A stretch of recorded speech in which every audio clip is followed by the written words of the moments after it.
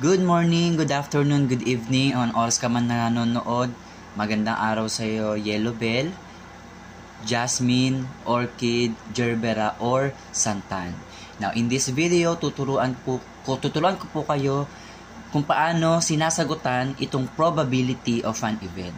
In this topic, sa probability of an event, tutuusin natin kung gaano kalaki ang tsansa na mangyari yung isang event mula doon sa ating experiment.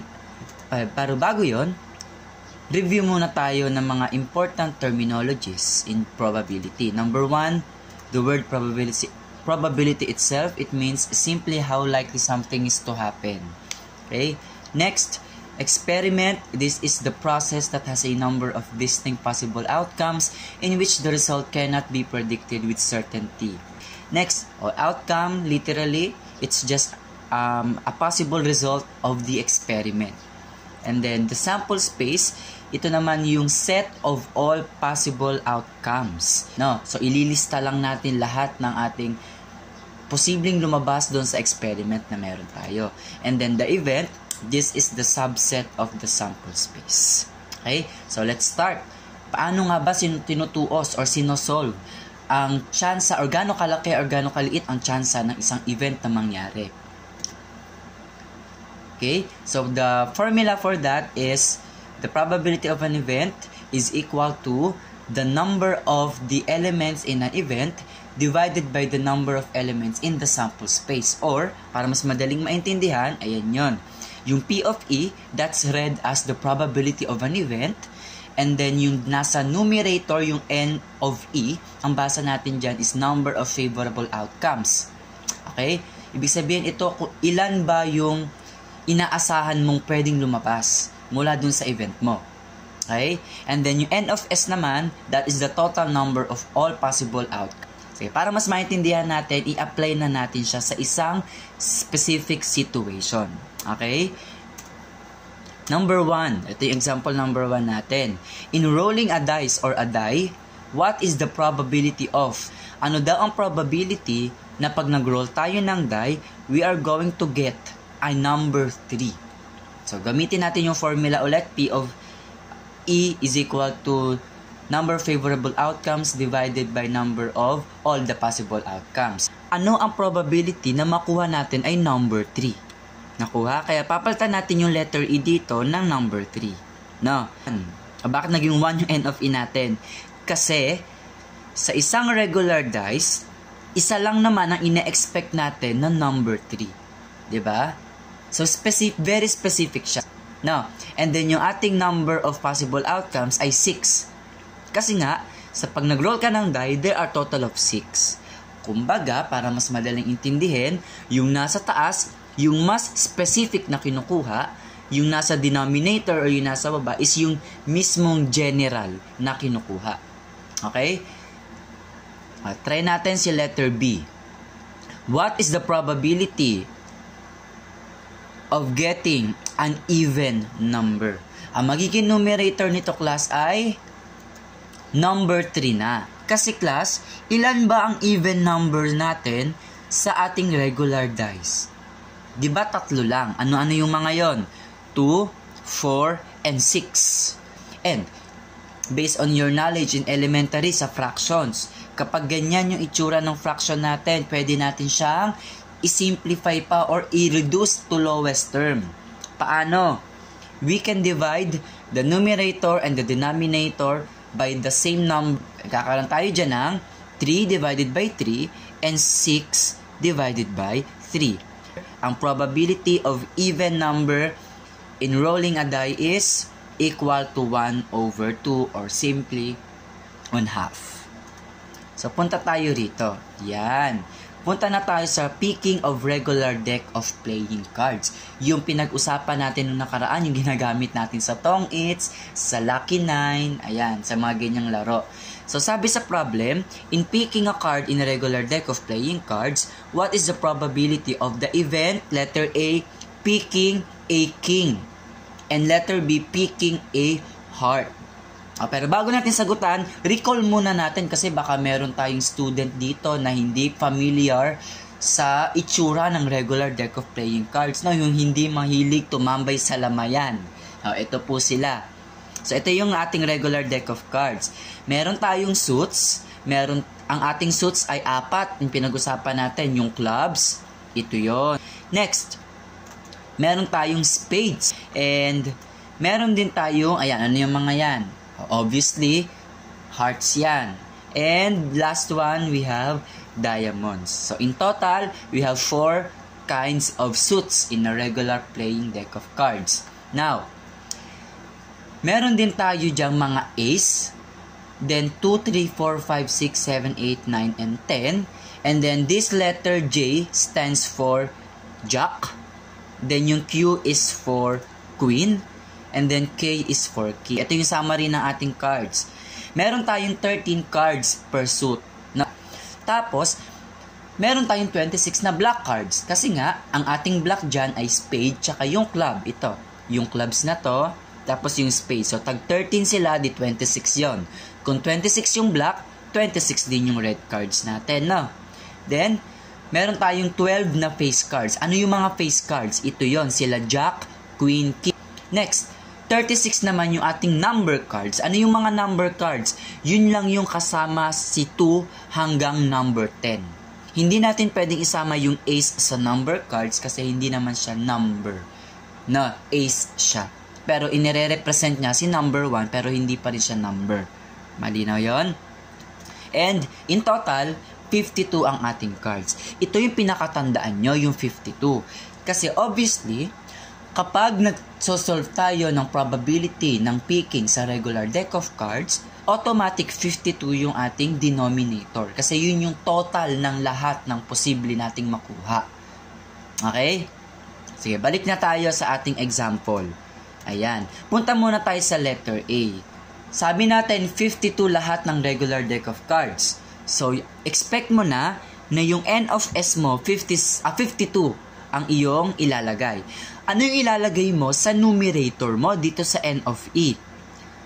Ilan ba ang king sa regular deck of cards? Parang ginawa natin kanina, ilan ba ang 3 sa rolling a die? Isa lang. So, number 1 ang nilagay natin sa taas.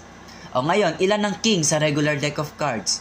We have 4. So, magiging 4 over 52. O, ganun ulit, i-simplify or i-lowest term natin siya. So, pag ni-lowest term natin, we can divide it both by 4. Then 4 divided by 4, that is 1. And then 52 divided by 4, that is 13. Therefore, the probability of getting a king is equal to 1 over 13. Diba? Madali lang naman siya. Next, how about yung letter B natin? Ayan. Kapag picking a heart na, ito medyo madami to kasi heart na eh. P of H na tayo kasi probability of heart.